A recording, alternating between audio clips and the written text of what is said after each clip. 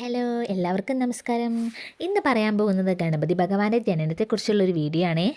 പരമശിവൻ്റെ മകനാണ് ഗണപതി. പരമശിവൻ്റെ പരിവാരങ്ങളായ ഭൂതഗണങ്ങളുടെ നേതാവായി പരമശിവൻ ഗണപതിയെയാണ് നിയമിച്ചിട്ടുള്ളത്. അതിനാലാണ് അദ്ദേഹത്തിന് ഗണപതി എന്ന പേര് കിട്ടിയത്. ഒരിക്കൽ പരമശിവനും പാർവതിയും കുരങ്ങന്മാരുടെ രൂപമെടുത്ത് വനത്തിൽ പോയി പലതരം വിനോദങ്ങളിൽ ഏർപ്പെട്ടു. കുറച്ച് ദിവസങ്ങൾക്ക് ശേഷം പാർവതി ഗർഭിണിയായപ്പോൾ പരമശിവൻ ഗർഭം വായു ഭഗവാനെ ഏൽപ്പിച്ചു. വായു ഭഗവാൻ ഗർഭം ആഞ്ജനയ്ക്ക് കൈമാറുകയും ചെയ്തു. ആഞ്ജന ഹനുമാനെ പ്രസവിക്കുകയും ചെയ്തു. അതിനുശേഷം പരമശിവനും പാർവതിയും ആനകളുടെ രൂപമെടുത്തു. അപ്പോഴും പാർവതി ഗർഭം ധരിച്ചു. എന്നാൽ ആ ഗർഭം സ്വീകരിക്കുന്നതിന് ആർക്കും ധൈര്യമുണ്ടായില്ല. ഒടുവിൽ ആനയുടെ രൂപത്തിൽ തന്നെ പാർവതി ആ ഒരു കുഞ്ഞിന് ജന്മം നൽകി. അതിനാലാണ് കുഞ്ഞിൻ്റെ തലയ്ക്ക് ആനയുടെ തലയുടെ രൂപം ഉണ്ടായത്.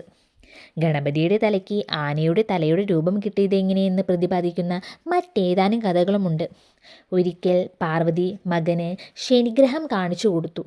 ശനിഗ്രഹത്തിൻ്റെ അസഹ്യമായ താപമേറ്റ് ഗ്രഹത്തിലേക്ക് നോക്കിയ കുഞ്ഞിൻ്റെ തല കരിഞ്ഞുപോയി. താൻ കാരണമാണ് അങ്ങനെ സംഭവിച്ചതെന്നോർത്ത് പാർവതി ദുഃഖിച്ചു.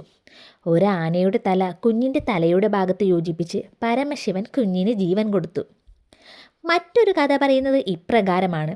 പാർവതി കുളിക്കുകയായിരുന്ന സമയത്ത് ആരും ഉള്ളിലേക്ക് കടക്കാതിരിക്കുന്നതിന് വേണ്ടി പാർവതി മകനെ വാതിലിനു സമീപം നിർത്തി. അപ്പോൾ അവിടെ എത്തിയ പരമശിവനെ ഉള്ളിലേക്ക് കടക്കാൻ ഗണപതി അനുവദിച്ചില്ല.